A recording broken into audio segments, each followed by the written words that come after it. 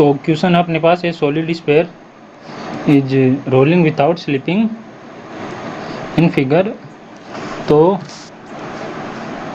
Prove that half M V square plus I half I C omega square equal to half I not omega square. तो I not omega square, ठीक है। ये है I C moment of inertia about the point C axis of rotation C, ठीक है। ये solid sphere है। और आई नॉट कौन सा है मोमेंट ऑफ इनर्शिया, ये है पॉइंट ओ के corresponding the axis of rotation from the point O. तो ये इक्वल, ये प्रूव करना है, अपने को प्रूव करना है।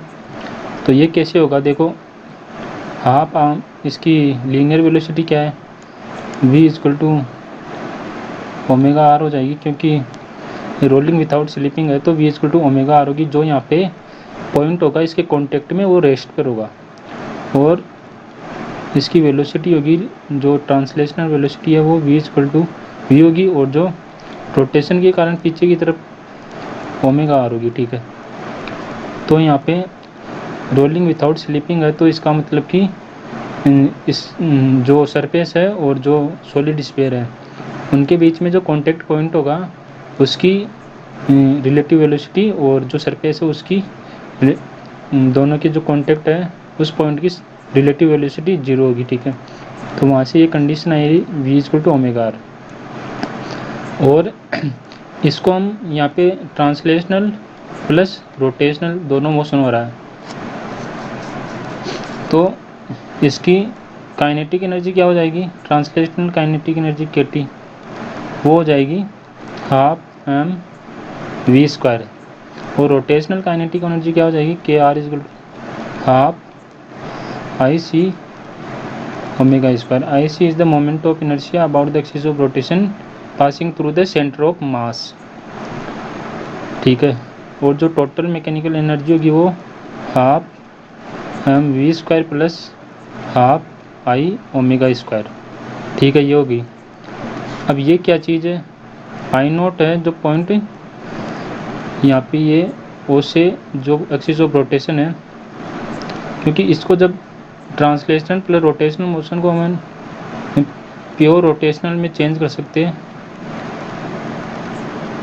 इसको चेंज कैसे कर सकते हैं कि अपन एक एक्सिस ऑफ रोटेशन लेते हैं, उसके अबाउट इसको प्योर रोटेशनल मानते हैं। अब वो एक्सिस ऑफ रोटेशन कौन सा होगा, वो होगा जहाँ पे पार्टिकल की वेलोसिटी पार्टिकल रेस्ट पे होगा, ठीक है।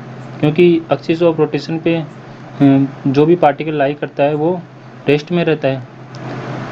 तो यहाँ पे अपन इस पॉइंट पे जो पार्टिकल है वो रेस्ट में है, तो इसके about axis of rotation consider करेंगे, और उस एक्सिस ऑफ रोटेशन को बोलते हैं इंस्टेंटेनियस एक्सिस ऑफ रोटेशन। तो ये उसका ये केस है। तो उसमें ये क्या, जब इसके about upon axis of rotation consider करेंगे तब ये मोशन प्योर रोटेशन में चेंज हो जाएगा, ठीक है। ये पॉइंट मान लिया अपन ने, ठीक है।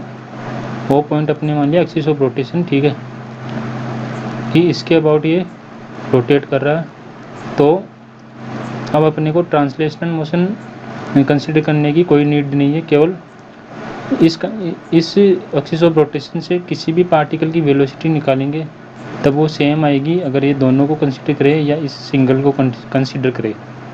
और यहाँ से किसी पॉइंट की वेलोसिटी निकालेंगे तो वो सेम आएगी केवल इस एक्सिस ऑफ रोटेशन से, क्योंकि इसमें ये प्योर रोटेशन में चेंज हो गया, ठीक है। अगर ये छोड़ दें और इस मेथड से निकालें, ट्रांसलेशन भी माने या रोटेशन भी, तो इस मेथड से भी इस पॉइंट की अगर वेलोसिटी निकालेंगे वो भी सेम आएगी। जैसे यहाँ पे कोई पॉइंट है, ठीक है, इसके सरकमफेरेंस पे, तो इसकी वेलोसिटी निकालते हैं इस मेथड से दोनों मोशन मान के, तो वो आती है √2v, और इस इंस्टेंटेनियस एक्सिस ऑफ रोटेशन से भी निकालेंगे तो सेम वेलोसिटी आएगी। चलो ये तो ठीक है, ये बात होगी। अब यहाँ पे प्योर रोटेशनल हो रहा है तो इसकी जो एनर्जी होगी काइनेटिक वो भी केवल प्योर रोटेशन के कारण आएगी, तो वो भी आएगी केवल रोटेशन के कारण, जो क्योंकि रोटेशनल काइनेटिक एनर्जी, और वो हो जाएगी half I naught omega square, जो आई नोट है मोमेंट ऑफ इनर्शिया वो है about instantaneous axis of rotation passing through the point O, और एनर्जी यहाँ पे कंजर्व्ड होगी, ठीक है, एनर्जी कंजर्व्ड होगी। तो ये दोनों, ये किसके बराबर हो जाएगी, टोटल एनर्जी के बराबर हो जाएगी। तो इससे ये मान लो EDS है और ये E है। वैसे तो साइन तो अपन क्या ही चेंज करें, दोनों सेम है। तो ये half mv square plus half IC omega square equal to half I naught omega square. और एक चीज़ ये भी ध्यान रखनी है कि जो इससे जो इस पॉइंट से एक्सिस ऑफ रोटेशन जो है इसके अबाउट ओमेगा से ये रोटेट कर रहा, तो इसके अबाउट भी ओमेगा से रोटेट करेगी। ये चीज़ आपको ध्यान रखनी है।